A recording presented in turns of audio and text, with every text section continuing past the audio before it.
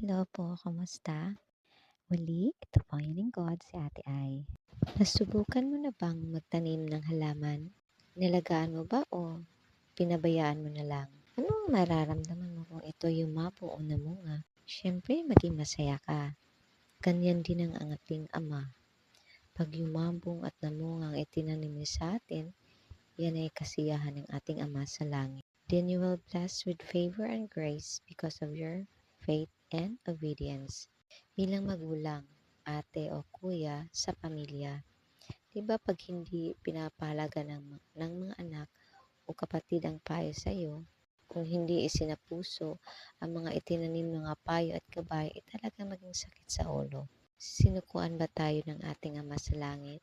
Paulit-ulit nang tayong pinatawad at binigyan ng pagkakataon. Sana ay huwag nating abusuin at pag-aksayahan ang mga pagkakataon sapagkat ito din ay may hanggan. Kung pinanghinaan ka dahil parati ka nalang bigo, wala pa rin nangyayari sa mga pinaghihirapan mo. Trust God's process. Value what you have at pagyamanin mo ito. I know you are blessed with other things. Pinaghahanda ka ng Ama sa isang malaking blessing na para sa iyo. Kaya magpatuloy lang.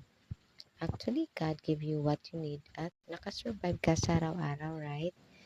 God already put in you the wisdom, the confidence, and the strength.